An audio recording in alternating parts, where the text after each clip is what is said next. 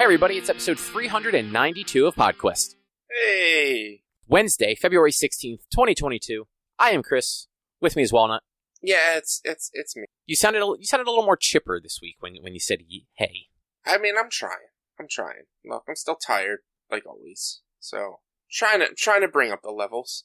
That's, I can understand that. Wednesdays went from being a relatively easy day for me to now being the only day of the week where I am 100% of the time not home.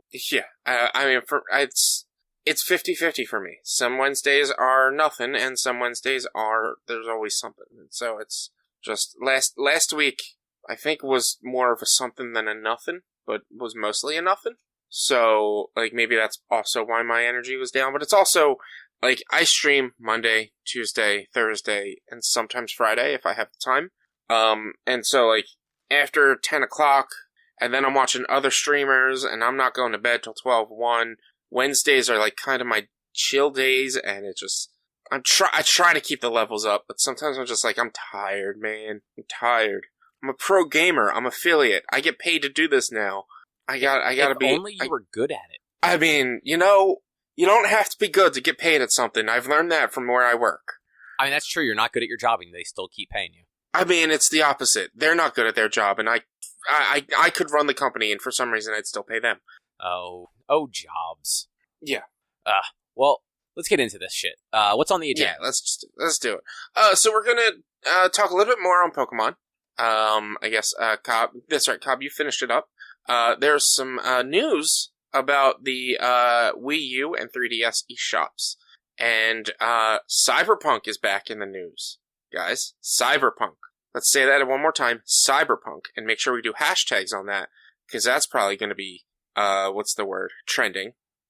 And then, Cobb, you watched a bunch of stuff like 2 weeks ago that we'll get to it if we have time. Yeah, no, 100%.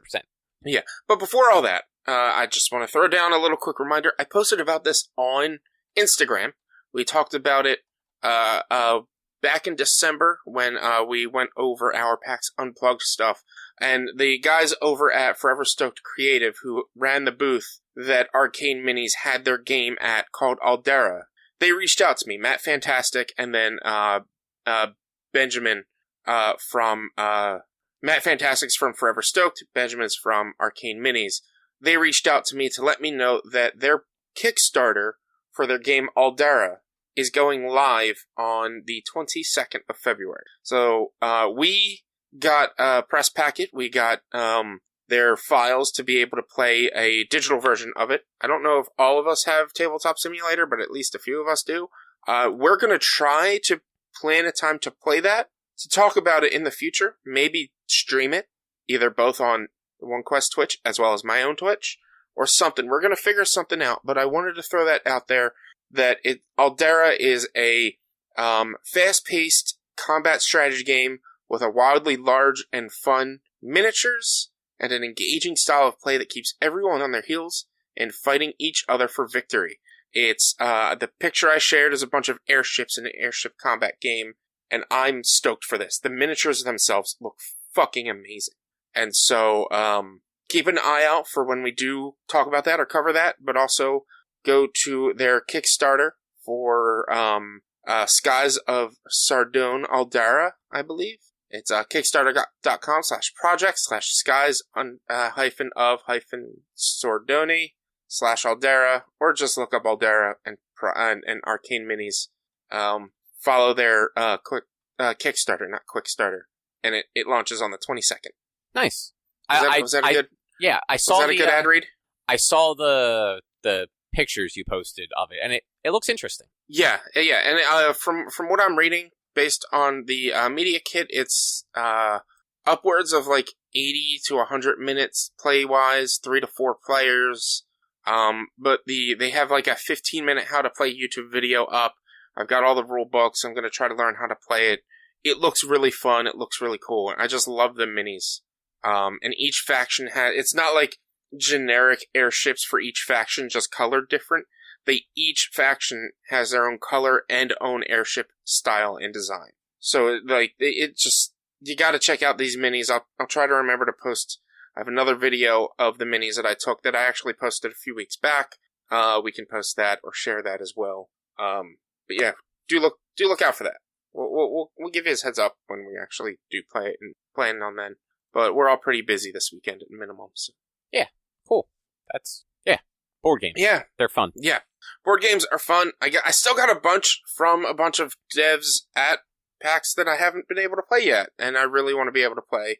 It's just, honestly, life's been crazy, and with all the COVID scares and COVID going around, it's been hard to actually be able to get together with people to play board games, to take notes, to record, and to be able to better talk about them. So, hoping soon we'll be able to do some more board game content. Yeah, board games are one of those things where, like, they're fun, but they also require, like, a level of commitment from several people. Yeah. They not only do they require commitment to sit there and be able to play for an hour and a half, but they also require a little level of commitment to learn how to play the game. Which, like I said, one of the best ways to learn how to play Aldera is to watch a YouTube video. There's a lot of people out there who don't want to watch a YouTube video on how to play a game. And so then you end up making your first session of the game longer because you're teaching them how to play on the fly, and things are being done wrong and this and that. So it's just, board games definitely are a commitment thing. Yeah, I'm always torn when it comes to, like, the YouTube videos for board games. Because, like, I understand that is probably the best, if you can find a good channel explaining it, or if it's being explained by the developer, that is the best way to actually see how the game is meant to be played and to wrap your head around the rules. But, like, I also just don't enjoy watching instructional videos. So it's one of those, like, how complicated does the rule book? Can I figure this out by just reading and staring at it? Oh, yeah, absolutely. And I remember correctly, let me click into the rule book and see how many pages it was. There's only 18 pages in their rule book for this game. And, like, that might not be bad, especially if it's, like, if, like, the core rules are, like, the first, like, 10, where it's, like, 2 pages of setup, 2 pages of, like, getting started, 2 pages of actual play. And because, like, we got that, I don't know if you remember seeing it, but there was the game at PAX called That Time That Killed Me, I believe. It was the one with, like, the future and present and everything. I believe Eric bought it also. Yeah. That chess game. The chess game with the trees, yeah. Yeah. Erica and I played that, like, I don't know, 2 weeks ago, give or take. And, like, that game is very smartly designed as far as instructions go. Because, like, the game comes with a bunch of different modules. And the instructions just flat out tell you, it's like, hey, play this first module a couple of times. Don't move on until you've played this module at least, like, 2 or 3 times. Like, get the hang of the basic rules before you move on to the second module, which adds different stuff. Like, I think the first module is just your player pieces and the seeds that become bushes that become trees. And then, like, the second module adds, like, statues. And the third one, I think, is the one that adds elephants. And then the fourth one, I think, is just everything, maybe? I'm not 100% sure on that. But still, like, the instructions are broken up very much in a stop reading now. Like, this is as far as you should go until you're ready to move on to the second phase. Be completely confident in the first phase before you do that. And I like that. Like, I didn't have to read a whole book to figure it out. It was like 6 pages for, like, the core rules. Yeah. So, Aldera, I said, was 18. It's 18 pages. Yeah, 18 pages with credits being the 18th page. FAQ for the 17th page. They break down the factions and what each one gets special, which is probably also on a card as well. The first 7 pages are, like, information on game setup and what the tiles are and what they mean, and then 8 to 14 is how to play, and it's most of how to play is on page 8 and 9. Okay. So it shouldn't be too hard. I should be able to figure it out, or at least give it to somebody else as well to read it as well, because sometimes I'm bad at reading, which is a lot of time. I was gonna say that's most times. Oh yeah.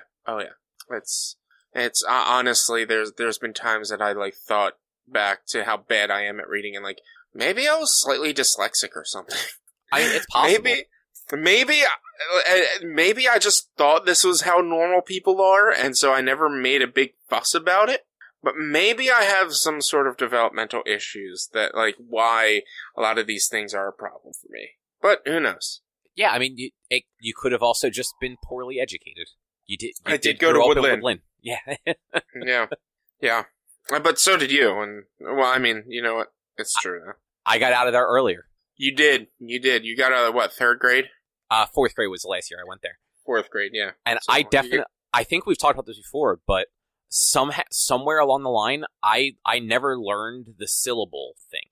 Like, I'm still really bad at counting syllables. But you know how, like, when you're in, like, elementary school, at some point, you learned, like, as you're saying a word, you clap, and it's, like, each clap is like a syllable. Do you know what I'm talking about? I've never been taught that. So, like, potato. Like, you go, clap, clap, clap, I think is how it would work. So, like, each pause is kind of like a clap, and that's, like, your different syllables. Apparently that's a super common thing that's taught places. And I guess Woodland maybe doesn't teach it at all if you never learned it. So it wasn't until, like, 7th or 8th grade that somebody, like, brought that up in a class. I'm like, I have no fucking clue what you people are talking about. And 7th and 8th grade is still all Collingswood. Like, Woodland doesn't get there till 9th grade. So, like, yeah. I had spent 4 years in Woodland and then 2 years in Collingswood Elementary School before getting to that point. I'm just like, yeah, I have no fucking clue what you're talking about. No, I have no idea. But yeah, check out Aldera. Their Kickstarter launches on the 22nd. Again, click to follow if you're interested, and we're gonna click to follow for their pre-launch if you're interested. I'll send the link over to you, Cobb, and you can probably add it to the show notes. And we're gonna try to play it at some point. Cool. So I guess how about a little Pokemon? Let's talk about some Pokemon. I got something to say about Pokemon before you got something to say about Pokemon. Go ahead. I don't want us to go too long, because the last 2 episodes we spent like an hour each episode talking Pokemon. Yeah, no, it's not long, but it's, I want to say that, like, I played last night, played on stream. If anyone, caught that stream, you probably may know what I'm gonna say, and goddamn, did I get sidetracked for 3 fucking hours. I started the stream and I said, we're going to do some story stuff, guys. Let's do some story content.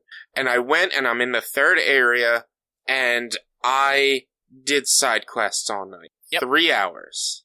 3 hours of side quests and I still don't have my fucking Weasel. That's hilarious. One thing that I am upset about, I finally encountered a Cherum. And it was an alpha Cherum. And I fucking killed it. Because I didn't think to run away and then try to catch it after running away. That sucks. Yeah, so Cherum's hard, Cherubi even fucking harder. Mm-hmm. Before I get into that, I completely understand what you mean. I spent multiple days not progressing the story at all, and just going around, because, like, there was so much to explore. What, like, after you got, like, a new mode of transportation, it opened up things in other areas. So I kept going back and, like, exploring those areas, like when I got the Basculin and I could go into the water, and then when I got the Snivel or whatever it's called, the one that lets you climb. Which how far are you? I haven't gotten Basculin yet. Okay. And that's my problem, is, like, I want to get Bravery. I want to be able to fly. And it's not Bravery, is it? No, it is Bravery. Is it Bravery? I want to get Bravery. I want to be able to fly, because then, like, it'll be faster and easier to fly around and get to the things that I want to get to and grind for the Pokemon that I want to grind for. And so I'm like, you know what? Before I started playing, I'm like, I'm just going to do story until I get to Bravery. And then I'll do all the extra side shit, because that'll all be there and that'll all be available, and I'll be able to fly to get to things easier, and it just kind of makes sense to do it that way. And then instead I go into the 3rd area, and instead of going to the left to head to the town, I went to the right to go down the peninsula. And that is when I found my first graphical artifacting that makes me be like, holy shit, this is terrible. Now, the 3rd area is the coastlands, right? Yes. Okay. I was trying to remember, like, what grouping they came into. So you went down towards where the fingers are instead of north to where the volcano is. Yes, correct. And while I was down near the fingers, I stepped into the ocean a little bit to grab a few things, and holy shit, does the ocean water, like, really artifact your character and make it look terrible. Also, make sure you don't go too far out, because after about 3 seconds of treading water, you drowned. Yeah, I know. I like, it was like there was an iron deposit or something right at the edge of the water that I went into, or I was trying to catch the bugfish, or not bugfish, the gunfish. Octillery? No, the pre-evolution of that. The first form. I know which one you're talking about. I can't think of his name. Remoraid, right? Yes. Remoraid? Yeah, that's it. He's a pain in the ass. He's super aggressive, so it's hard to get him unaware. You kind of just have to battle them a lot of times. I think I got him unaware. I might have battled him, but just threw a Pokeball and that's it. Yeah, and that works quite often. A lot of the Manatee Pokemon, both the Manatike and the evolution, and I'm drawing a blank, the Finian, the one that it's like a butterfly fish. They're a little like you can actually get them, and they're not super aggressive. It's a bitch to aim while you're on the water with the Basculin, but you can at least like they are totally reasonable to actually like creep up on and hit with a ball and catch them without having to like go into a battle. Everything else in the water, super aggressive, and it's very hard to hit them while moving. So it's this really weird sort of like balancing act where you're just kind of taking chances and just kind of throwing balls and seeing if they land, and if not, you're just kind of swimming away and circling back, unless you want to battle, which in a lot of cases there's so many you don't want. I mean, if I'm trying to catch it, I'll tend to just battle it if I don't catch it off guard. But if I'm just traveling, I'll just bypass it and just be like, screw it, and run away. But have you battled a lot on the water? Yeah, it's actually it's funny. If you throw out a Pokemon that can't swim or fly, it gets its own little raft that is sized appropriately. That's amazing. I need to do that with an Onix.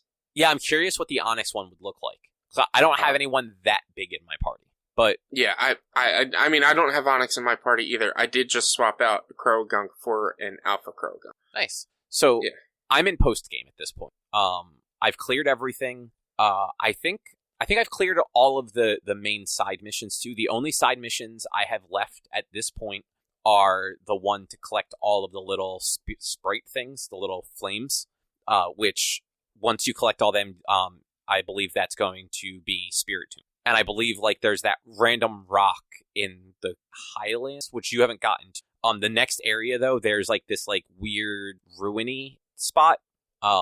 Actually, it might be in the Mirelands. It's in the Mirelands. I was watching a video today. It's in the Mirelands. There's ruins in both places. So in the Mirelands, there's that rock that you go to, and it says, "Oh, this is weird." And I'm pretty sure that ends up becoming that's where you summon spirit. But at this point, I have that side quest, and I have the quest to catch the 3 genie Pokemon. Yeah. And then the only other Pokemon I need to do is Porygon Z. And the only holdup there is I have to go around and collect more satchels, because I need the MP so that I can buy the dubious disc to evolve in. Yeah. But, so here's why I wanted to talk about Pokemon. I just think this is, and like, these are minor spoilers for like endgame stuff, but like, it's more spoiler by omission, I think, than anything. So, we kind of, I think it was easy to assume playing this game. The Pearl Clan worshipped Palkia, the Diamond Clan worshipped Dalgia, and they thought they were the same, and that they were Sinnoh, and that one of the clans was right, one of them was wrong about what Sinnoh resided over, whether it was space or time. Yeah. And like, you do at the end of the game find out that like it's the 2 Pokemon, and if you pay attention in the Cobalt, or not the Cobalt, in the Highlands, the next area, there are ruins where you can see toppled over statues, one of them being Dalgia, the other one being Palkia. Yeah. So like you know, like that's where this is going. This game though is called Pokemon Legends Arceus, or Arceus, however you want to say his name. Do you know what Pokemon is not even mentioned once until post game? Arceus. Yeah. Yeah, because they don't. Arceus is the god and creator of all Pokemon, or of all things. I can't remember. Of all things. Of everything. Yeah. It's like you're fighting over this god Sinnoh that controls time and space, but like, why does Arceus not get any mention? And I don't know if this is true. I think I even saw somewhere that Arceus has never been catchable before. No, it was very much like Mew in original games. You had to get like a special. Jeez, excuse me. I have like almost hiccups. You had to get a special item that I believe you could only get from like events that let you summon Arceus on top of the mountain. It's the Azure Flute, I believe it's called. Okay. And yeah, you whistle that and then you get him, because in every game, so Arceus was introduced in Gen 4, which makes sense. Like, I believe I'm just running through my head. I believe every single legendary that you get in Legends Arceus is a Gen 4 legendary. The only one I'm not sure of, and I'm checking that right now, are the genies. Okay, no, Tornadoes. The genies were apparently Generation 5. Yeah, they were black and white. But they are in this one. So they're the only ones, it seems, that are not Gen 4 originals. Because you have the 3 Lake Spirits, you have Arceus, Dalgia, Palkia, Giratina, Heatran, and Regigigas. Yeah. And I believe Regigigas was Gen 4. There's Gigas, but there's no, any of the other Regis? Yeah, so you don't get Regi, Ice, Rock, or Steel. They are all Gen 3 Pokemon. As weird as that is. But when you get to the Ice Realm at the top, there is a temple. And in that temple, there are, like, drawings and other things alluding to the other Regis. Okay. But yeah, Regigigas was originally introduced in Generation 4. So it was, because it is like the creator and overseer of the other 3 Titans. Yeah. But yeah, so, and then, Shiaman and Darkrai are also in it. They're the 2, so those 2 I have a bone to pick with. You mentioned that there was a Pokemon that you needed the Diamond and Pearl save data. That's Darkrai. If you did not purchase Brilliant Diamond or Shining Pearl and play it enough to save your game, you cannot get a quest to get Darkrai. And it's not needed for the Pokedex, though, is it? No, so Darkrai and Shiaman, you do not need to complete the Pokedex to finish the game. Okay. But it's still just very annoying that is how they decided to lock that one. And Shiaman's the same way. If you don't have a Sword or Shield save on your console, you cannot get them. I mean, I'm not really surprised that they did that, though, because they did the same thing. I know it was just a Pikachu and an Eevee, but they did the same thing with Sword and Shield with Let's Go, Pikachu and Eevee. Yeah, but again, like, it was just a fun special version of them. It wasn't 2 actual unique Pokemon. Yeah. And that's sort of what bugs me about that. Like, I got the Shiaman because, like, I have a sword save. But, like, that Diamond and Pearl remake looks like garbage. And I didn't really like Diamond and Pearl. Like, that was not a generation we talked about this before. Like, I just don't have nostalgia for that generation. That was the one, like, as we just discussed, that introduced a million, like, half the fucking Pokemon game are fucking legendaries. Yeah. Like, that is a generation where it started to get out of hand with that shit. But yeah, so those 2 are locked behind the paywall, essentially. But otherwise, every Pokemon's available in the game. And you can, with the exception of Gengar, every other Pokemon appear like that. I should say every other trade Pokemon, like your Alakazam, your Golem, your Machamp, all of them are available in the game with no special requirement. Gengar is the only one that isn't, but you can find Gengar in the temporal rifts. Yeah, he can be found in the temporal rifts, but he can also, I thought I heard today that he could be found somewhere else in the Mirelands, but it might have just been in temporal rifts. But what do you mean need nothing special? Like, I know you need the link cable item to evolve all the Pokemon, all the trade Pokemon. To evolve them, but those Pokemon just exist in the world as alphas. You can catch an Alpha Alakazam, an Alpha Golem, and an Alpha Machamp. Yeah.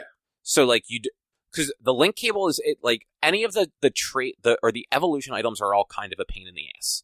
They're very expensive from the vendor that sells them because you need those merit points that you get for turning in the satchels. Yeah. And each satchel does not give very much. At most, it gives about 85, it seems like. Yeah. I've been generally getting about 50, I think. So you get less points if it's auto-generated satchels versus actual people satchels. So make sure you have the internet turned on in your game, and that you have it set to auto-connect when you start the game. Because if the game itself will generate, like, just fake ones for you to collect so that you can get points, but they're always less points. If you're actually returning other people's satchels, you get slightly more points usually. Like, I'm pretty sure I've returned a couple of yours. Like, have you gotten knocked out at all? No. Okay, so it might just be fake ones then. So if you get knocked out, so, like, you as a person, whether it's like falling damage or a Pokemon takes you out, you drop a bunch of items. So it's usually like some Pokeballs, some potions. Like I lost an evolution stone. So I took fall damage at one point. I wasn't paying attention. I was riding Wordeer, jumped over something that I thought was just like a little like rock like formation. Didn't realize it was actually a cliff. And it was before I had bravery. So I jumped and plummeted and hit the ground and then immediately fell to the ground dead. And I woke back up at the nearest base camp, and they're just like, you lost all these items when you fell. And then it took like 2 days for me to realize that my internet wasn't on and that nobody could return my satchel because you can't go get your own. Somebody else has to do it for you. Within 10 minutes of turning the internet on the game, I had all my items back. Nice. Yeah, but it's a cool little thing, but it takes a lot because the cheapest items are the base evolution stones. They are 1,000 merit points. The most expensive stuff is about 1,400 merit points. And you figure you need at least one of every to evolve stuff, unless you get lucky and you find some of these items in the rifts, or just find the Pokemon and not need them. Like I was able to, Magneton is so this is also weird. There are several cases where you can find the first form and the third form in the wild, but then you have to evolve for the second form. So you can find the original Sinnoh starters, Chimchar, Turtwig, and Piplup, and you can find alphas of their third evolutions, but their middle evolutions are not in the game at all. You have to just evolve the base to get them. Yeah. It's weird. And there's a few others like that. But yeah, had I not found like all the trade Pokemon in the wild, I'd have to grind for days to get satchels because they don't just auto respawn. You have to go back to the village and then travel back to an area, back to the village, back to an area. So it is time consuming and boring to just grind for those packages. Oh yeah, I can get that. And that's why like the last thing I need is that dubious disc to evolve Porygon Z. Yeah.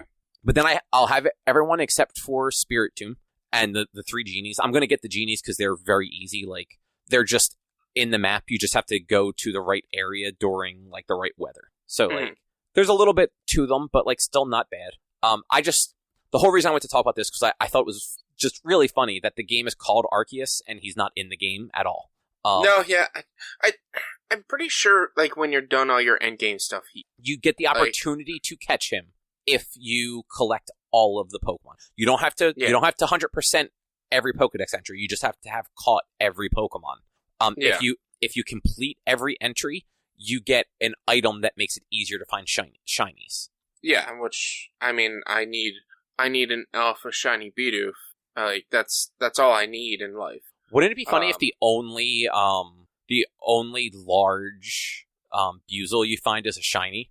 Because you have to give that up. Wouldn't it be? Yeah, I would be so mad at that. You give them to the guy who wants them. I was looking for an alpha last night because I was just like, that's going to be the easiest way is just to find an alpha. But I didn't find any alphas. There is an alpha.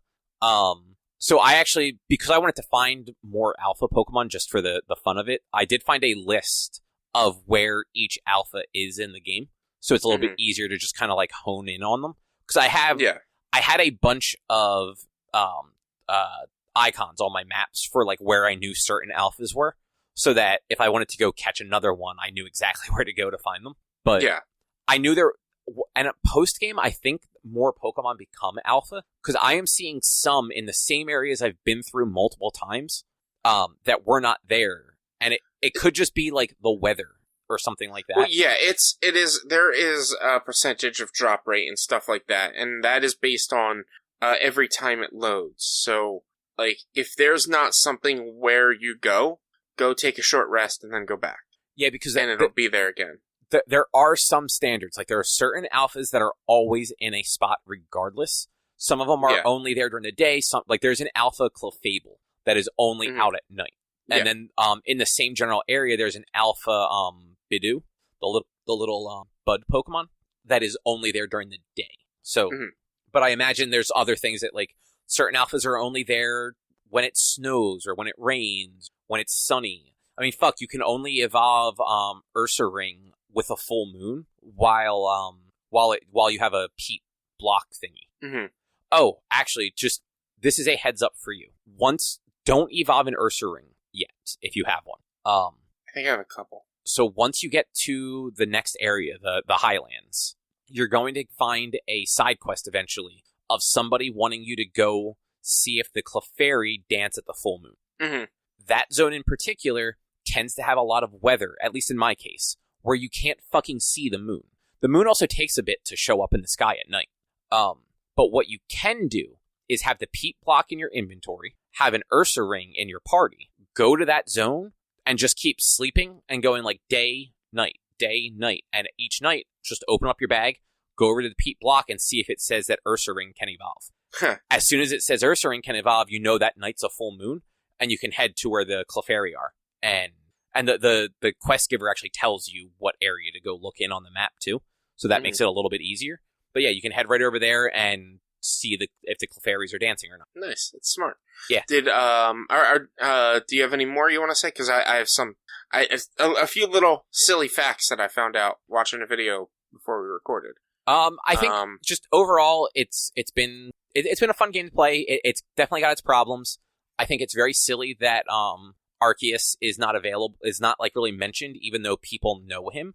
And there's even a crumbled statue that is near the Dialga and Palkia that I thought was like, oh, this is supposed to be Arceus, and it's like so destroyed you don't know. And later on, you find out apparently that's Giratina. So okay, yeah, it's just very funny because there's like 6 characters who's like, oh yeah, no, Arceus, like the god Pokemon. It's like, yeah, no, he exists, and you're just like, well, why the fuck have you been looking for this Lord Sinnoh if we know that there's a bigger deity on top of him? If Arceus is the god Pokemon, why do you worship the space and time Pokemon? Like, come on now. Exactly. But yeah, what stuff did you have?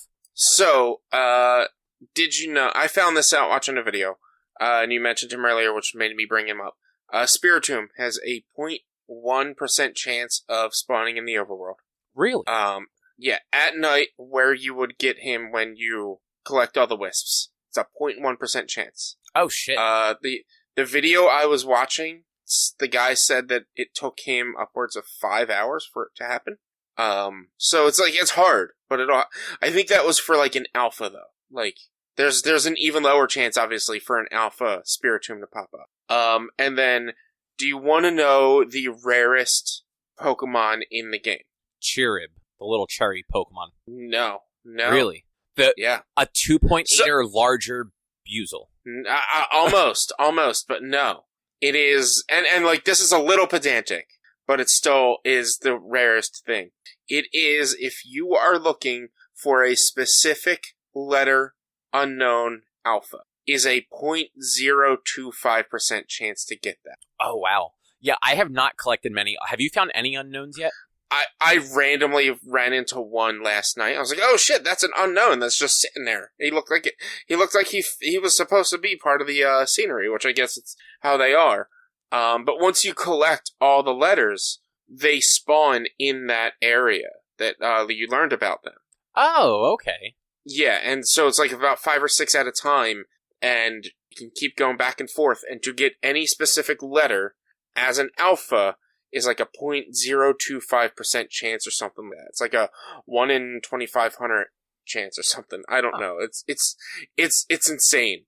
But like, that is technically the rarest Pokemon in the game. So if you're trying to collect all the alpha unknowns, you're going to be there for a while. Yeah, I have organically found 3 unknown. One of them is in the village. Really?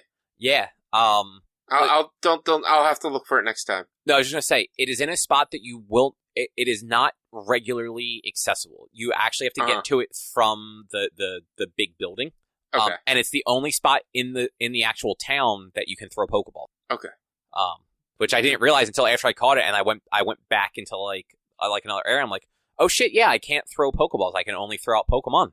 Yeah. And one last thing. Fuck the farm, man. It's not worth it sometimes. What do you mean? Do you know that there's a farm that you can pay money and they'll grow different things for you, like apricorns or? Oh, right. Yeah. I did medical herbs, and it gave me like 5 medical herbs and a couple of what's the artichoke looking ones? I know what you're talking about, but I don't know what they're called. Yeah, the revive ones.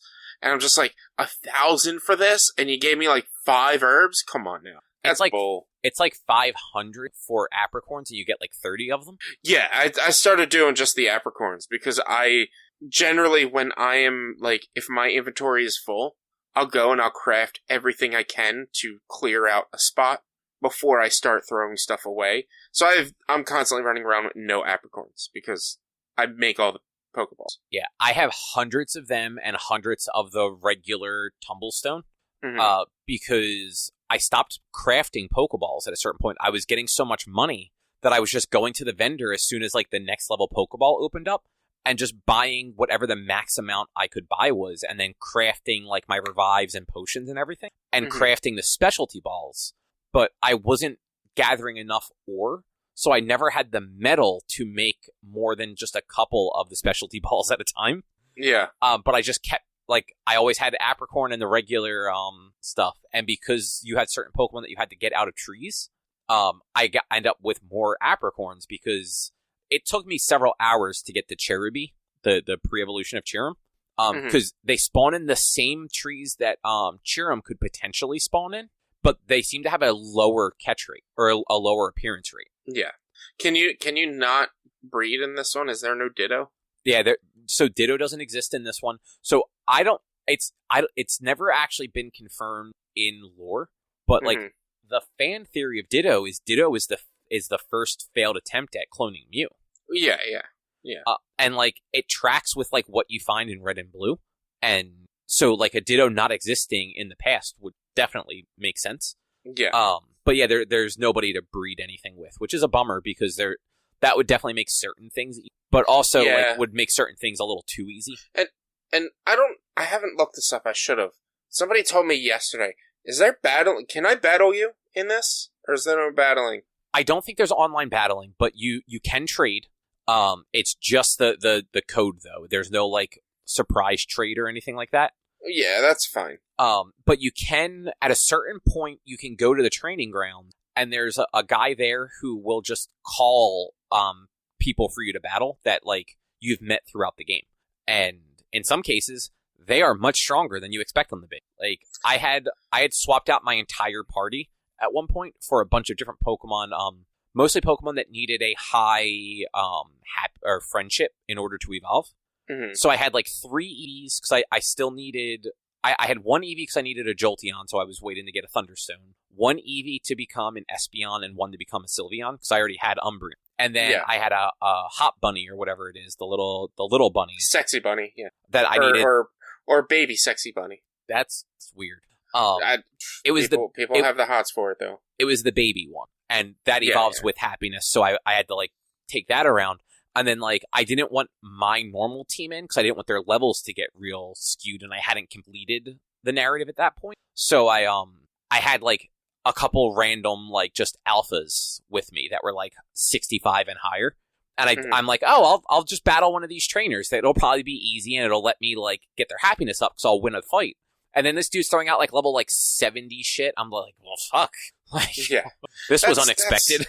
That's frustrating if there's no actual battling with friends, because you create this new battle system that's very different than what you normally have.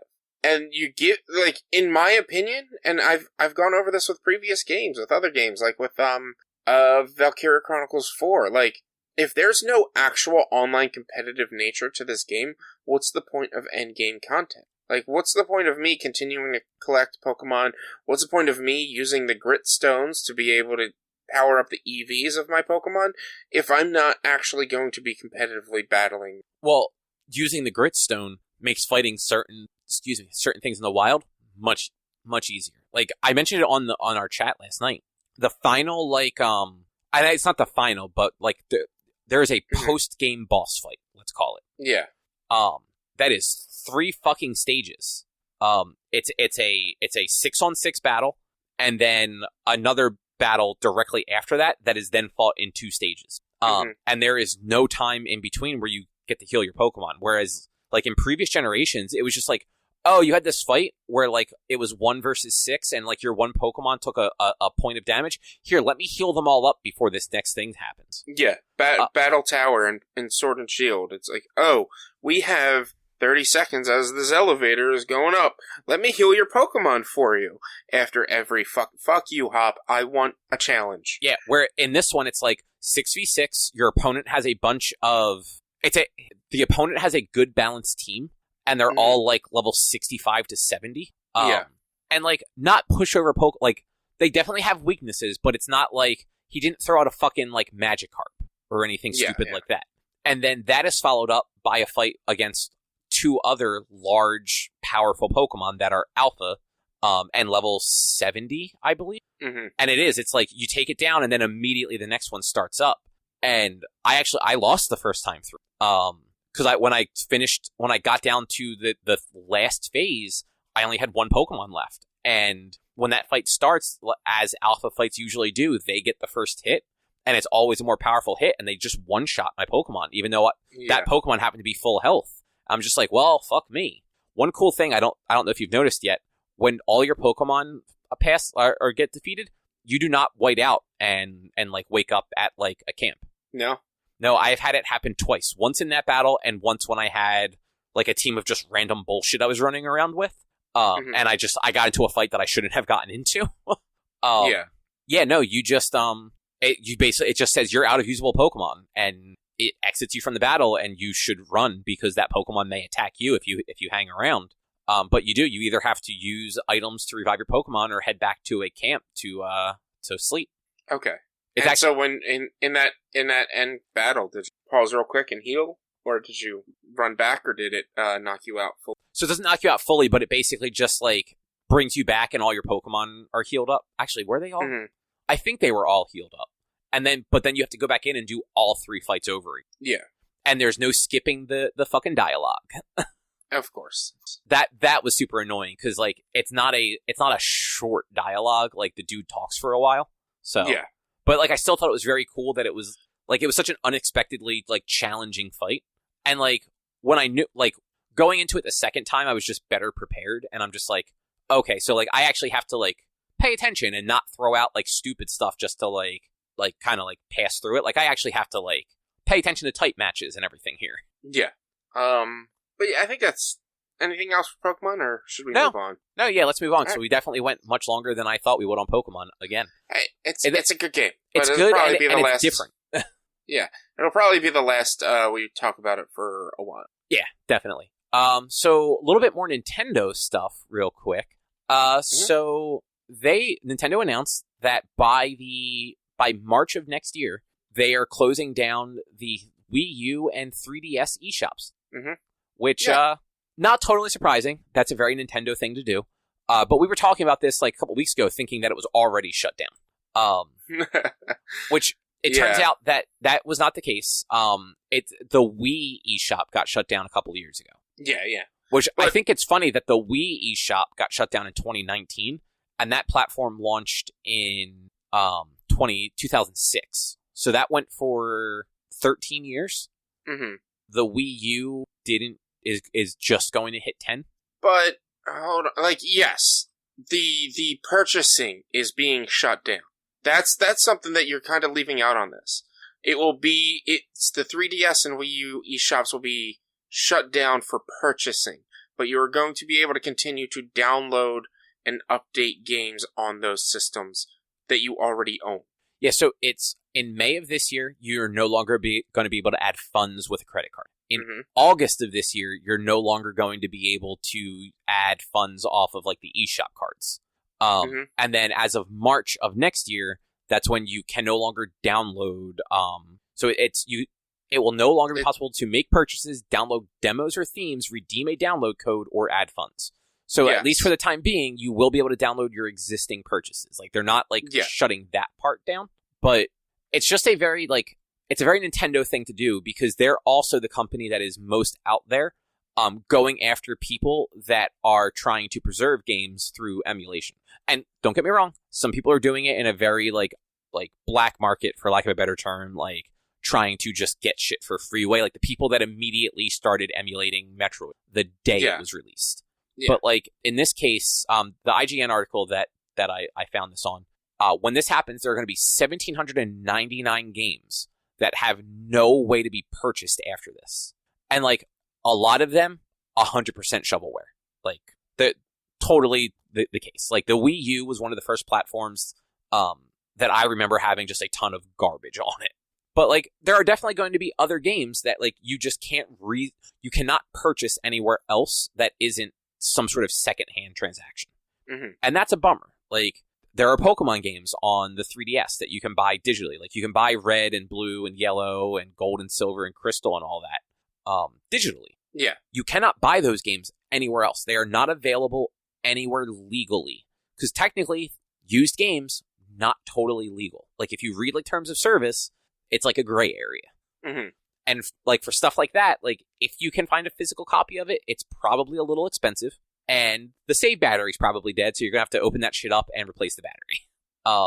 But Nintendo just recently had, like, a press release go out that was, like, kind of, like, celebrating that they successfully got somebody arrested for emulation of their intellectual property.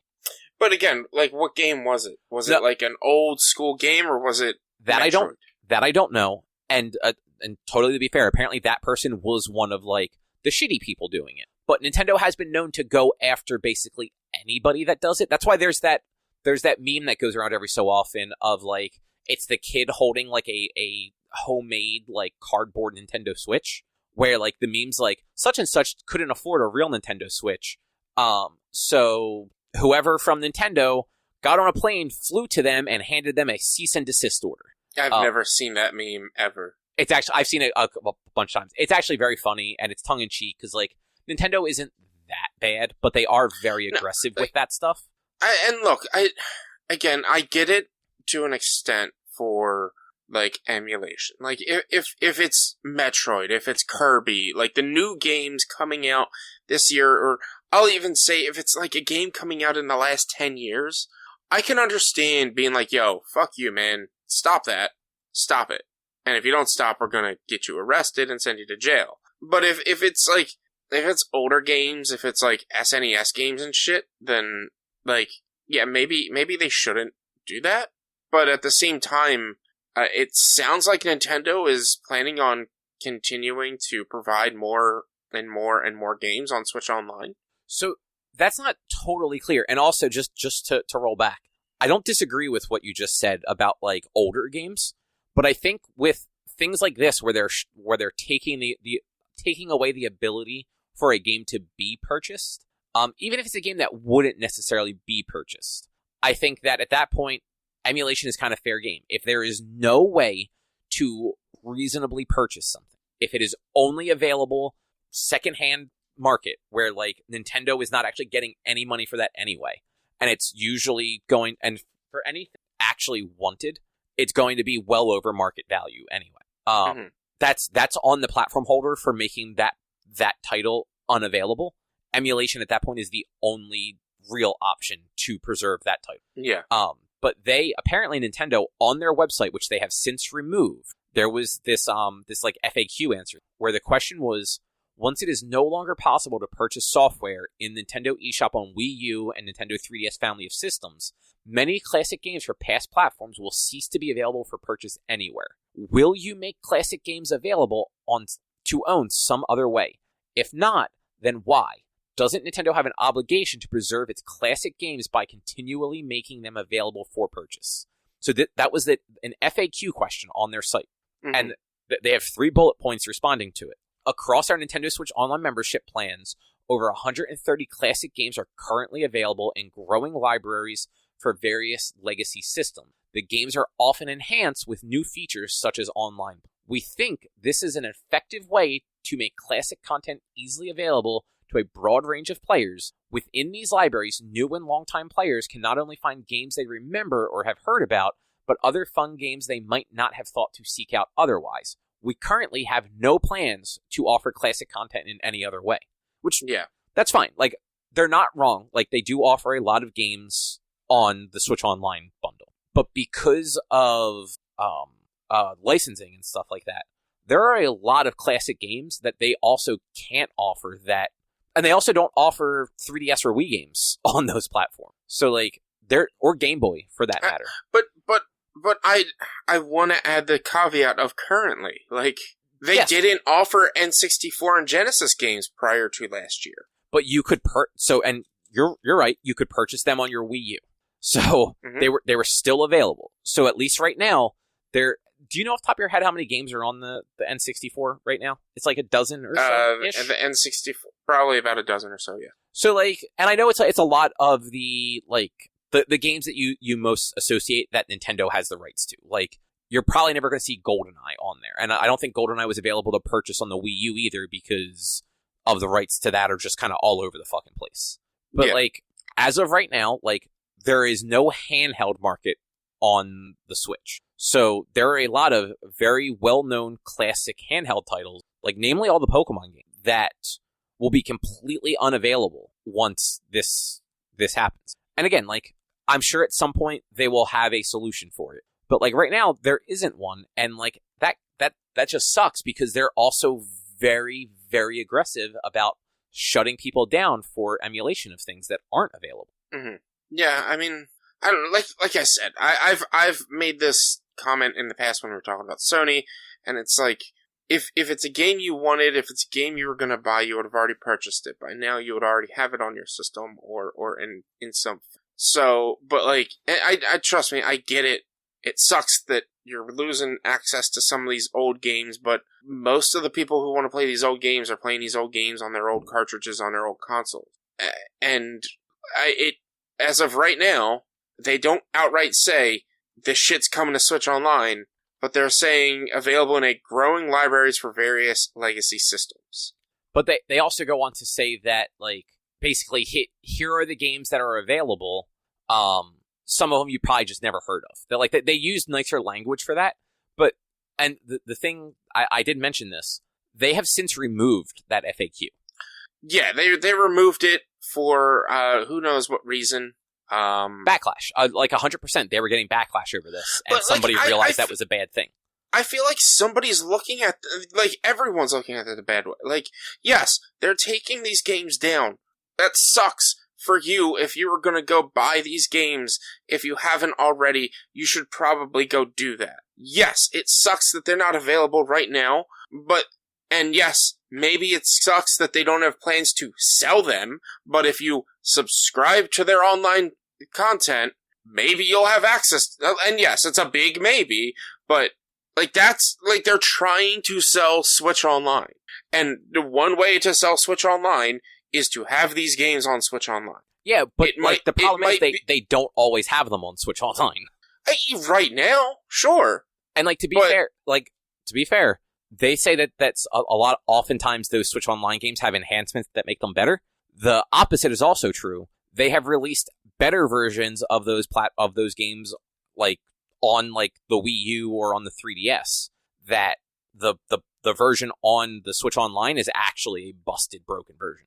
I mean, it's the ROMs, it's the emulators on the Switch Online. It's also very funny that they are so against emulation, but like, there was that whole big thing before where the emulators being used and some of the ROMs being used in these on these platforms, they still have the fucking signatures from the original like homebrew developers. Like Nintendo did not make their own emulators and they're not dumping their own ROMs. They're fucking going on torrent sites and downloading it and then repackaging it as. Mm-hmm.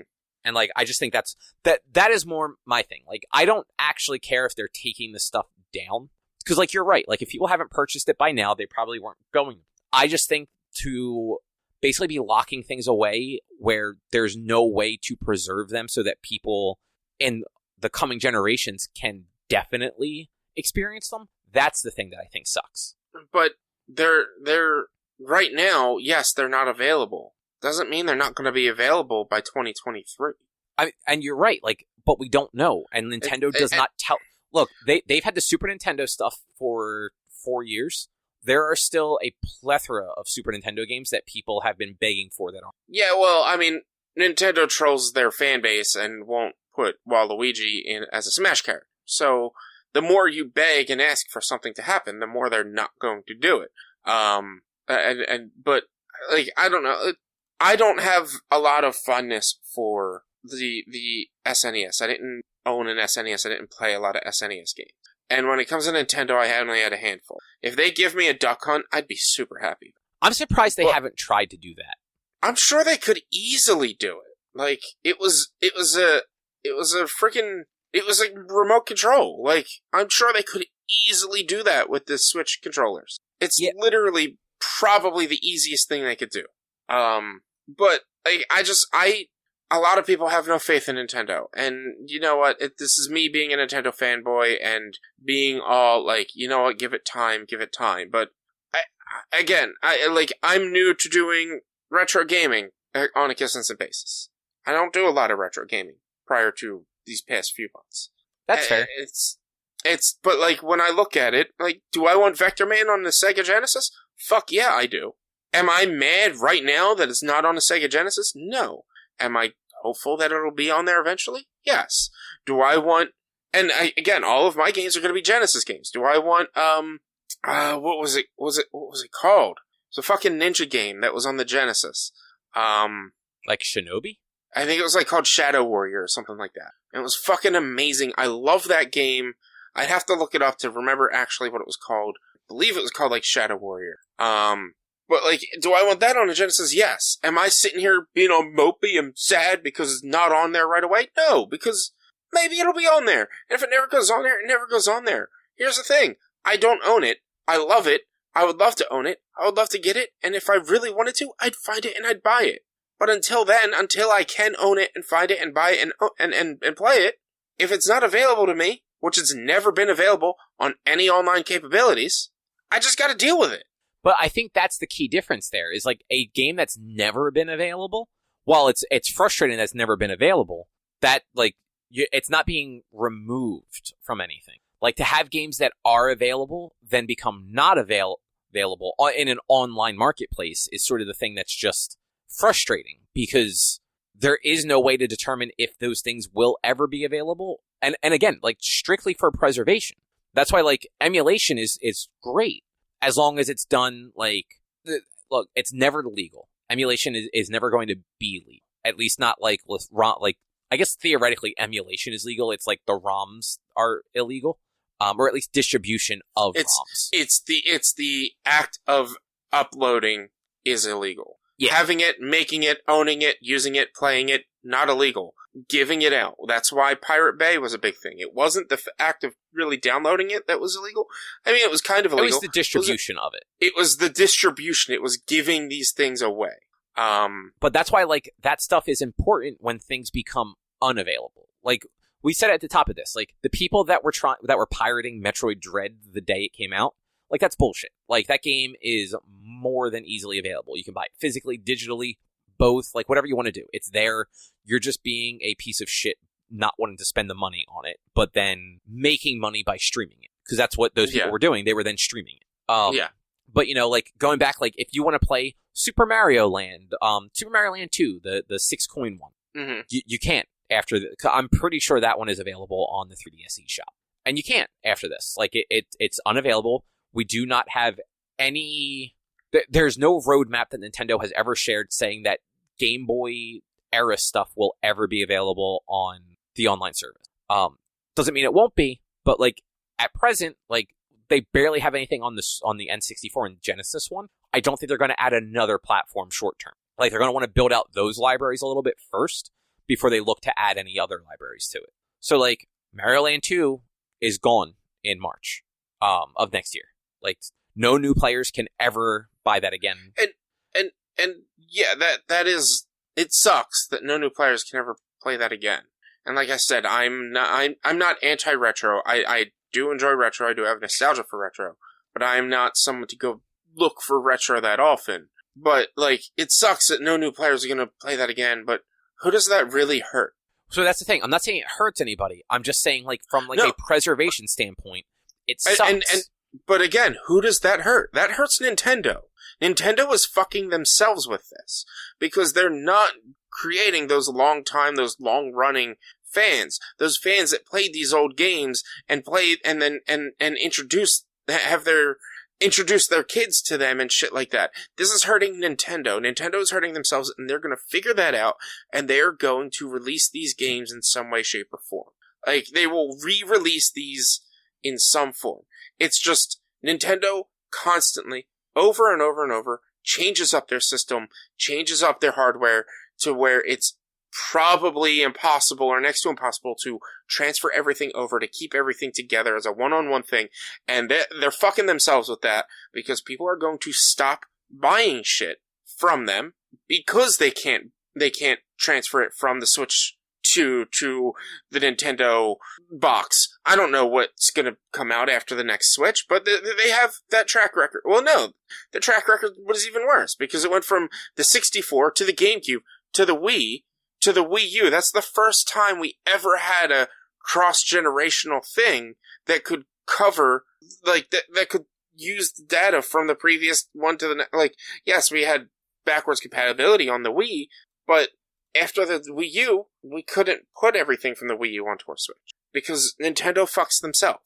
Yeah, I mean, like, they people are still waiting for them to re-release again the 2 Zelda remakes that they released on the Wii U. That, like, because Wind Waker and Twilight Princess were both released on the Wii U, but because the Wii U sold kind of shitty in comparison, like, those games didn't sell as much. And at this point, they've basically re-released almost every Wii U game, every first-party Wii U game on the Switch, except for those 2.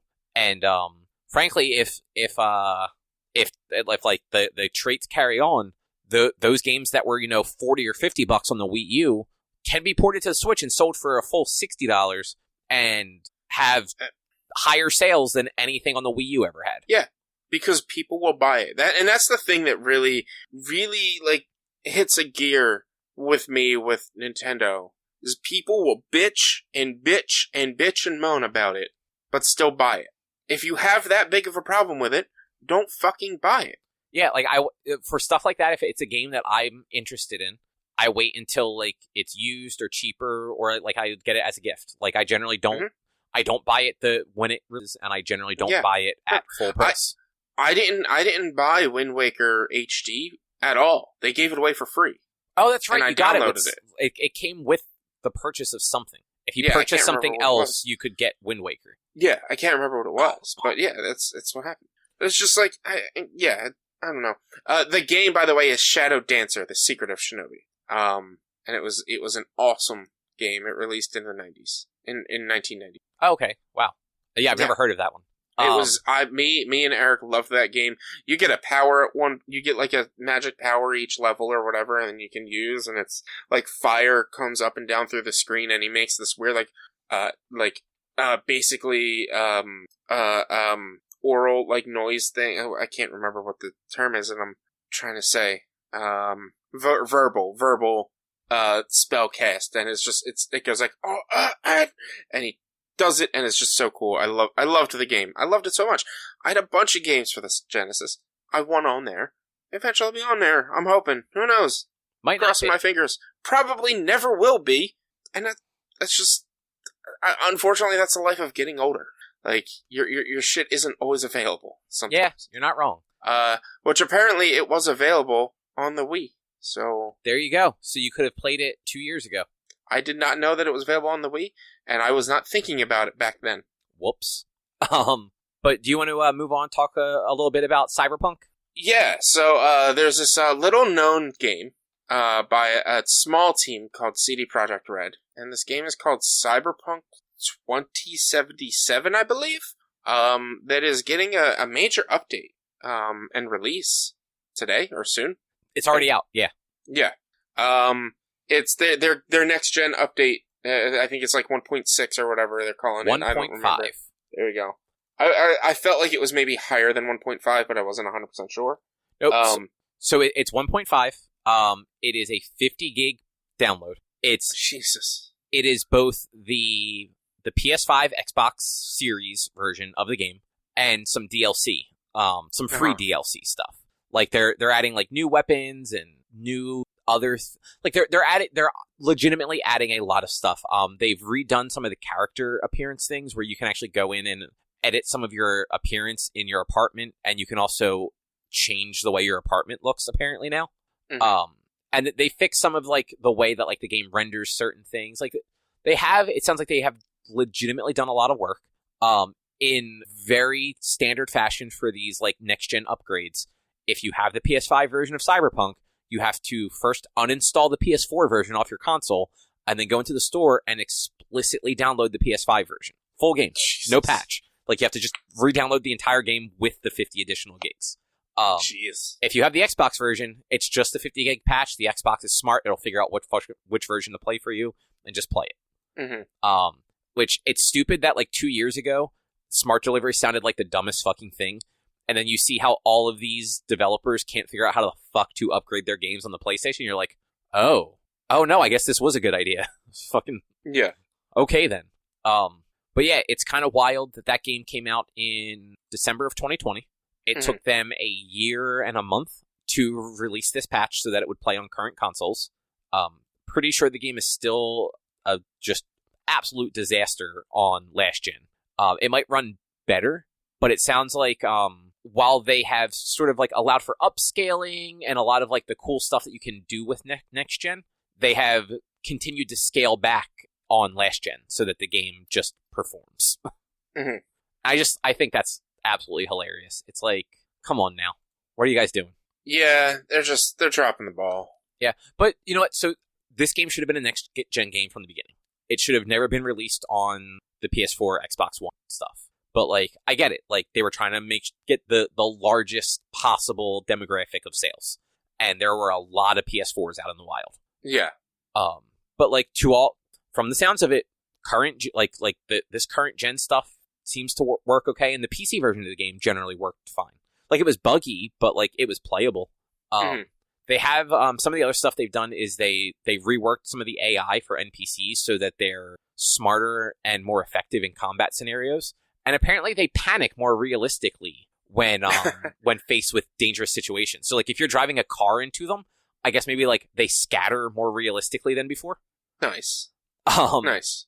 Yeah. Apparently, yeah. So that is one of the things that will only be PC and like current gen, not PS4, Xbox One, likely due to like memory and things like that. But yes, so like, it seems like they are trying to make some cool updates to it, and they are adding all that new DLC, new weapons, additional apartment. Oh, so it's not just that you can change your apartment; you actually get additional apartments for your characters. So like, other places around the city that you can like stay and like change your weapons, change your appearance, all that fun stuff. Mm-hmm. So like, they do seem, it's, I wouldn't say they're going as far as Hello Games did with No Man's Sky. So I feel like No Man's Sky got a very bad rap early on because it was bad marketing and people having very large expectations out of a very small team. But like, Hello Games turned the fuck around on No Man's Sky, and that game is still going. Yeah. And I feel like CD Projekt isn't quite there with this, but they're at least finally starting to like make good on some of the stuff that like they said they would do a year ago. Mm-hmm. And like, that's cool. Like, I hope that this game, like, I hope that they keep iterating on this game and they make it like the game that everyone expected it to be 2.5 years ago. Yeah, I hope they make it worthwhile. It just, like, when I saw that this update was coming out and they were finally releasing their next gen patch and everything, I sat there for a second. I'm like, do I want to try it? Do I want to like add it to like a wish list? Do I want to maybe buy it and give it a shot? Like, I was like, similar to how I am with Deathloop, I was like this with Cyberpunk. It was a game that was super hyped that I knew nothing about and was just tired of seeing the hype. And then when it released and it was a fucking failure, I was like, you know what? Great. But at this point, I'm like, do I want to do it, or do I, like, I mean, is my protest essentially warranted of, is my protest still warranted of, I shouldn't buy this because they fucked up so bad and they probably shouldn't have released a game that was so broken. And if I do purchase this game now, is that really sending them a message of, like, keep releasing broken games and we'll just sit there and buy them when you finally fix them, or, like, maybe your quality of game should be better from the get-go. And I think that's the thing, like, purchasing a game after they fixed it, I think is showing faith that, like, they did what they needed to do to make the game worth buying. And, like, your PC should be able to play it pretty fucking well. Oh, my PC should have no problem playing it. And I wouldn't have a problem playing. I don't know. I'm in that middle zone. Like, if I can have a really good sale on Steam or something like that, sure, I'll probably get it. But we're looking like sub $30, so we're looking at least another year or two. And actually, I don't know that game is on Steam. Is I will check. I have no idea. I'm trying to search right now too. Looks like Steam might be down. Oh no, yep, it's on there. It's on the title card of Steam on the front page. It's on my featured and recommended. So it's only $30. It's actually only $30. How long is it on sale for? March 1st. I might get it next week when I get paid. I'm going to remind you about this next week. No, I'm not even lying. Like, remind me on Friday next week. Remind me next podcast, and I'll let you know if I'm still thinking about it. And then remind me on Friday, and if I remember to get it, I'll get it. Like, so I own it on Xbox. I played a couple hours of it and actually really enjoyed it. It ran fine on my Series X, but it was still the last gen version. I honestly kind of put it aside because of what happened with Control, where the next gen version of Control came out and the save was not compatible, so you had to start the game all over. And I didn't want that to run into that, so I kind of just put Cyberpunk aside. I'm like, when they release the next gen, I'll dip back to it. And that was at the time when they were expecting it in like Q2 of last year. So I'm like, oh, it's only a few months. Like this, like I'll just pick it up over the summer. And now we're like a year past that. But I will probably actually dip back into this sometime soon, just to mess around with it again. It was a cool game. Like I do think you would probably enjoy it a lot. It might be a little too big for you because like you tend to get like you're a completionist, like you do everything. But I do think I think it has enough of the stuff that you would enjoy that you'd actually get into it. Yeah. And like, hey, it's in that price range that you said you wanted it, so. Yeah. Yeah. But I also, now that I think about it, Elden Ring comes out soon. So, I don't really know which one I'd rather have. I mean, like, why not both? True. But at the same time, money is why not both. Yeah, but it's only $30 for Cyberpunk. Yeah, but like, I don't know if I'm actually going to enjoy Cyberpunk, but I think I'm probably already going to enjoy Elden Ring. So I think you will enjoy Cyberpunk. At least for like 5 minutes. I think you'll enjoy Cyberpunk, and it's another newish game you can stream. I mean, I can stream any game I decide to play. It may even help pay for itself if you get some subscriptions while streaming it. I mean, I am affiliate, and anyone should go and check out twitch.tv/B_walnuts and subscribe. First month is 20% off.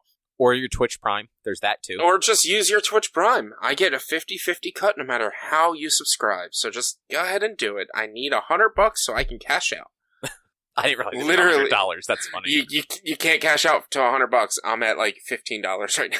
That's awesome. But it's $15 in a week. Like, I have been affiliate for a week. I have 6 subs, and I've made about 20 cents in advertising. Nice. Yeah. But I guess you ready to move on and hear about some movies and things? Yeah. Let's talk about this alley of woman and house across the Sword Art scale. Okay. So I'm going to start with Sword Art Online. You're going to start with the one I'm most interested in. Well, I mean that's the whole point. So this movie. So do you know what this movie is by chance? Is it? No, I don't know anything about it. I know they had a movie that was supposed to be pretty much the series, at one point, or then they had I don't fully remember. They just had a movie come out, actually back in December. It was a limited theatrical release that actually sounds really interesting. If you like Sword Art, it is the original, the first half of the first season. So like the actual Sword Art Online portion of the show. But entirely from Asuna's point of view. Okay. So there's a good chunk of that first season where you don't see her because she's off doing stuff with the group that she was with for like the first half-ish. But apparently that whole movie is like basically what she was doing throughout the whole thing, and like from her point of view. That's really cool. Yeah, I like that. But so this movie is from, I want to say 2017. It's called Ordinal Scale. It takes place between seasons 2 and 3. So, Did you watch season 2? I haven't watched anything besides the initial series. So, like, after, like, they rescued her, and then they got the source code for the original game after they rescued her and all that shit. Like, I haven't watched any Sword Art after Like, I'm assuming that was season 1. Like, yes, season 1 is actual Sword Art Online, and then the elf game where Asuna gets kept in a cage, which, like, yeah. I have that whole half of that the first half of the first season, actually, like an interesting isekai or however you're supposed to say that. The second half kind of like ruins it because like you have a character who is actually like Asuna is like a strong female, and then you spend the whole second half of the game with her locked in a cage by a creep, and that's sort of my biggest problem with most of that series is it's very very anime where Kirito is just. He's the hero for everybody. He saves all the ladies, and all the bad guys are just sort of creeps.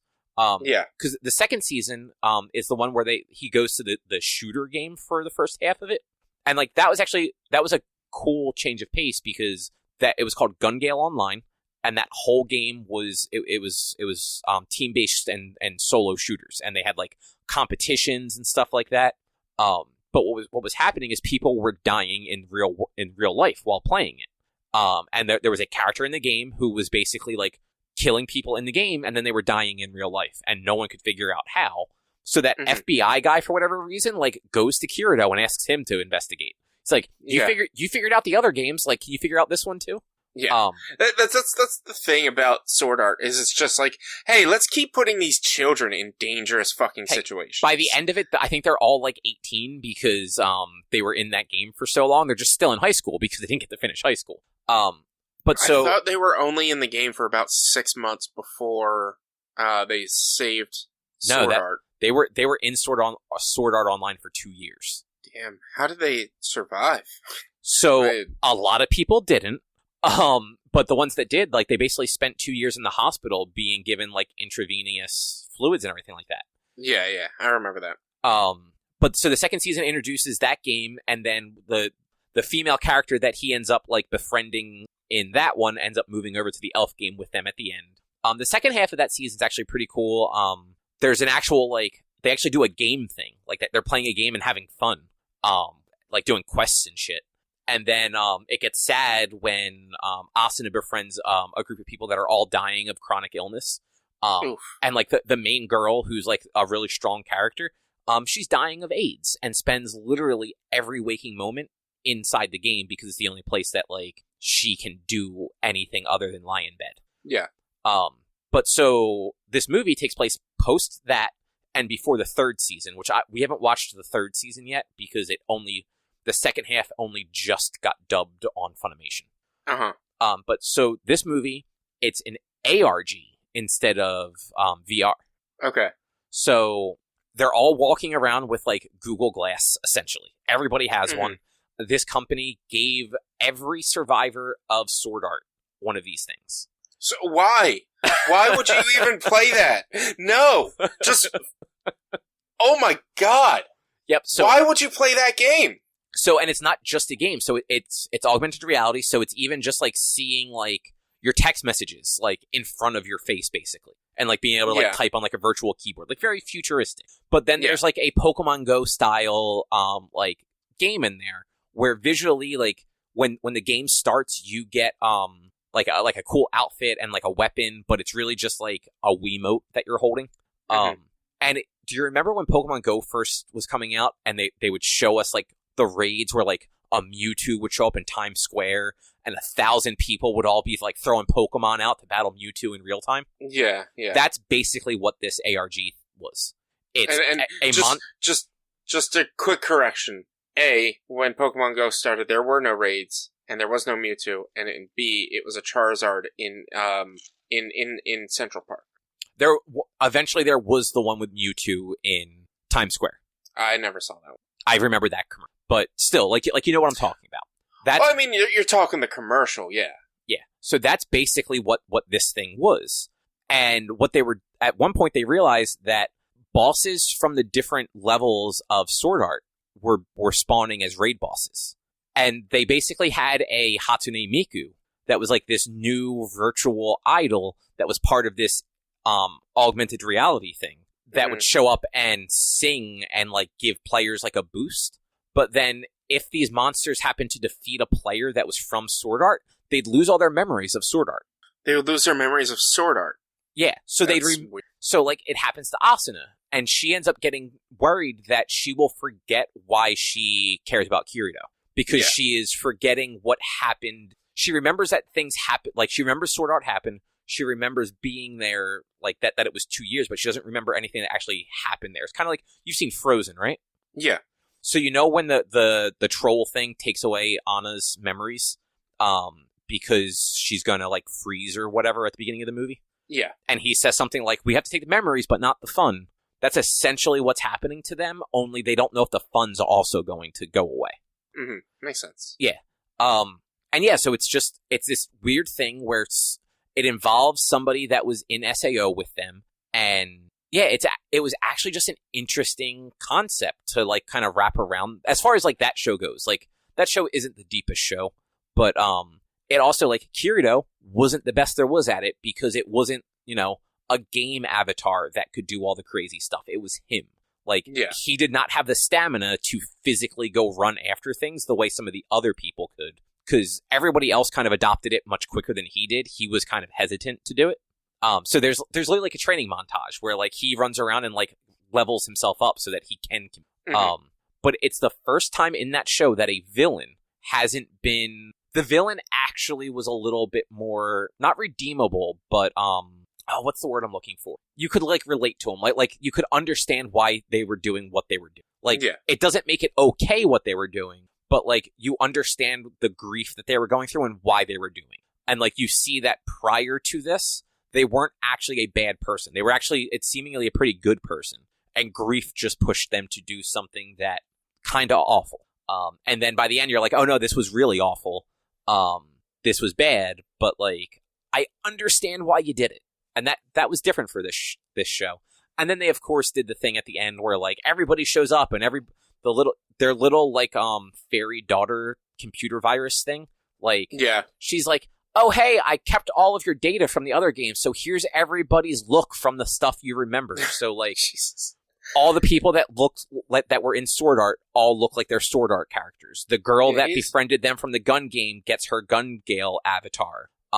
His step cousin sister, whatever, because she only ever played the elf game, shows up as like her like elf character. Like, can we talk about? No, we don't have to go into that relationship with his sister thing. It is his cousin. It's cousin sister thing. Like, it's just, oh my god, it's weird. That anime, it's creepy. It's such a weird anime at times.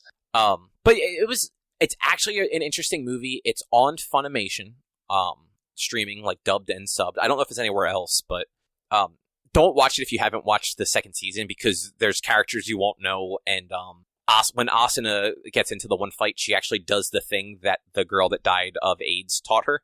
So like, they even like show that character in one of those like Goku helping Gohan with the Kamehameha thing. Yeah. So like that just wouldn't make any sense to you, but yeah, it's so like as far as like an anime movie goes, like it was pretty good. It does fit at post that series, so whether it is canon or not, I'm not sure, but it definitely feels like it could be. Yeah. And yeah, it wasn't bad. So there's that. I also watched that Netflix parody, I guess you'd call it. The woman in the house across the street from the girl in the window. Say that 5 times fast. No, I can't even say it once.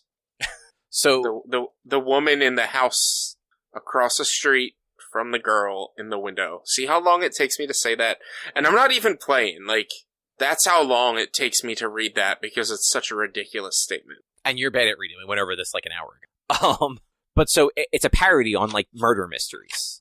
And like, like the sad, grieving divorcee with maybe a drug and alcohol problem, seeing something from the neighbor's house and thinking one thing, but then that thing constantly being kind of shown to not be true. It's basically like, it plays it very straight. Like, if you don't know it's a parody, you'd watch it and you'd just be like, do they know how goofy this is? Or like, do they not? Because they're acting really serious, right? Yeah. But it was actually, I thought it was pretty funny. Like once you get down to it, like even the final outcome, like Erica guessed it.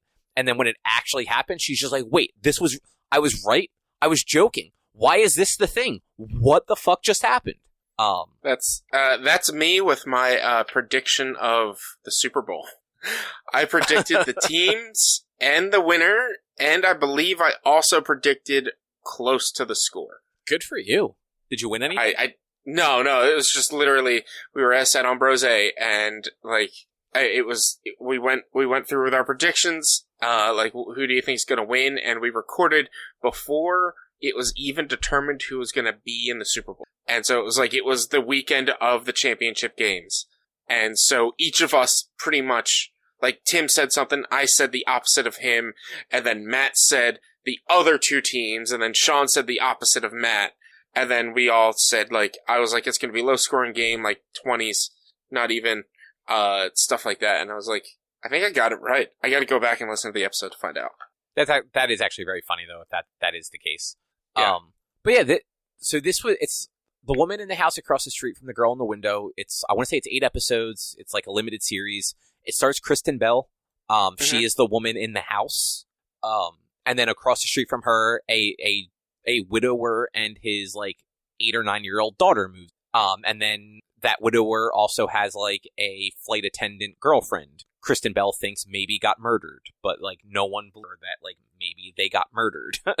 And it just kind of spirals from there. It's very weird. Like I said, a lot of times if you don't know it's a parody, they play it so straight. You could think that it is just a poorly written one of these. Yeah. Because certain things are very obvious and certain things just seem too over the top to be legitimate. But it was fun. It was stupid and fun and goofy. And I'd recommend checking it out. And then the last thing, last week we watched the movie Nightmare Alley, which that was the movie. It's got, what's his name? Bradley Cooper. It's got Bradley Cooper. It's the one, there were posters and stuff in movie theaters for a little while. It's a Guillermo del Toro movie about the circus and circus performers, essentially. Right. Yeah. It's the one that it was supposed to come out the beginning of December, got pushed to the exact same fucking weekend as Spider-Man No Way Home, and then was declared a box office failure from theaters. Because some fucking moron released it the same goddamn weekend as Spider-Man during a fucking pandemic. Yeah. I don't know that it would have necessarily been a box office success otherwise. Del Toro movies seldom are, actually. I don't think Pan's Labyrinth was a success. Well, that one was also, it was foreign language, which never does super well. But, the Hellboy movies did all right. Yeah, they did all right. And Blade 2. Blade 2 did well enough to get a Blade 3. Was that a Guillermo del Toro? It was. I did not know that. Yeah. But then you look at Pacific Rim, which I don't care what you have to say. That was a solid movie. I'm not saying it was a good movie. It was a solid movie. It was better than people make it out to be.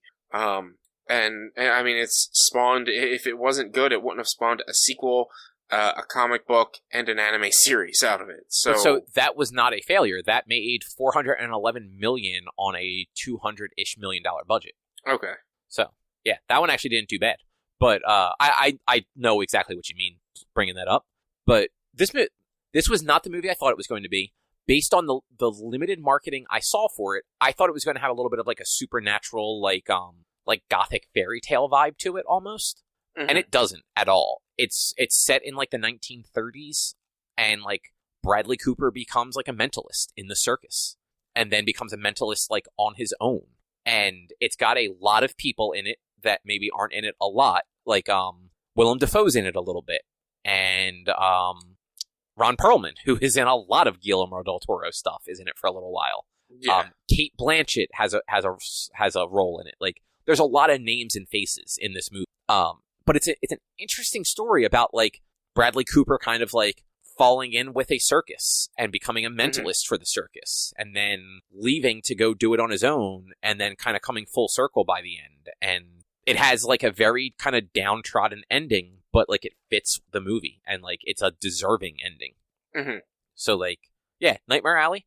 I don't want to give too much away, because giving too much away just kind of makes it useless to watch it. But yeah, it's on Hulu and HBO. It's streaming on those platforms. There's no rental fee or anything. So yeah, and it's a little long. I think it was 2.5 hours, but it was good. It was definitely worth watching. Just going in, it was a little bit of a letdown initially when we realized that it wasn't like that gothic horror fairy tale sort of thing, and it was just like this period piece. But then, like, after a little while, it just became very engrossing. I'm just like, okay, no, like, this is actually just super interesting. I'm into, and I think like between the marketing and the aesthetic and Guillermo del Toro, I just kind of assumed it would have that like weird supernatural like twist to it, because a lot of his stuff does. Oh, it generally almost always has some sort of supernatural. I don't think I've ever seen, I haven't seen this one, but I don't think I've ever seen a Del Toro movie that, like, starts out straight and then turns into, like, something fantastical. Yeah, I'm actually going to look at his filmography real quick, because... Yeah, he's done... I want to look at it, too, because I actually can't think of a lot of his movies. So he's doing Pinocchio on Netflix, which I forgot about. Crimson Peak, I guess, actually was probably the closest. That one did not... I don't think that one had any actual supernatural to it. I think a lot of it was alluded to. But then, yeah, there was Pan's Labyrinth, there was Hellboy, there was Blade, Pacific Rim. Like, he hasn't been the director of that many movies. But... Yeah, but he's been the writer of a ton of movies. Like, only 22 credits for direct... Well, not even... He has about 36 credits as a writer, but he's, like, written a bunch of TV episodes and stuff like that. Yeah, like he has done a lot, like a producer, executive producer. He's done a lot of Spanish language stuff too. Mm-hmm. So I forget where he is actually from. Let's see. Okay, he's from Mexico. Yeah, I knew he had some sort of like Latin America or something like that. Like I didn't know if he was like from Mexico or South America or whatnot, but I knew a lot of his stuff was originally in Spanish. He learned makeup artistry from the guy who did The Exorcist. Nice. But yeah, Nightmare Alley was a cool movie. Like, I would definitely say, like, if you have Hulu or HBO Max and you have a couple hours to kill on, like, the weekend or whatnot, give it a shot. Just, like, know it's more of a drama and, like a slow kind of, like, thought-provoking movie, more so than anything, like, action-y or fantastical. Yeah. Yeah. But I think that might be it, unless you have anything else. I thought I had something. I can't remember what it was. When between talking about Sword Art and the woman in the house, like something came up that was like, oh, I kind of want to say something about this. Like, I'll talk about it after we're done here, but I can't remember what. Whoops. It's what happens to me if I don't write things down or don't get to them right away. It completely disappears. I can understand that. But I guess with that, next week is our next book club. That is going to be the 2015 Fantastic Four movie, which you can see on Disney+. Rich, I think you actually watched that already? Yeah. I don't think it's as bad as everyone says it was. So I think you went into it with lowered expectations because of how bad people said it was. I'm looking forward to talking about it next week. I mean, I'll say one thing now. It's a DC movie. Boom. That's it. Yeah. So I saw it when I saw it opening weekend when it originally came out in theaters in 2015, when at the time, like, it had Michael B. Jordan in it. And it had, I forget, Josh Trank was coming off of Chronicle, that like, not Marvel superhero movie that was really good, that also had Michael B. Jordan in it. That was such a good movie. Yeah, and then his follow-up was this. So, we'll talk about it more. I have words, I have notes. We'll talk about it more next week. All right. Well, in that case, then, if you would like to find more of our content, you can head over to www.one-quest.com. You can also help us by supporting us at patreon.com/onequest. But if you can't support us there with dollars, you can always go to your favorite podcast platform like Spotify, Stitcher, Apple Podcasts, Google Podcasts. Rate us, review us, subscribe to us. Those things all help a whole bunch. You can also find us on social media, facebook.com/onequestonline or at @1_quest on Instagram and Twitter. Our YouTube channel is youtube.com/onequestvideo, and you can always send us an email to social@one-quest.com. Otherwise, we will be back next week with something else to talk about. Thanks for listening. Bye. See yas.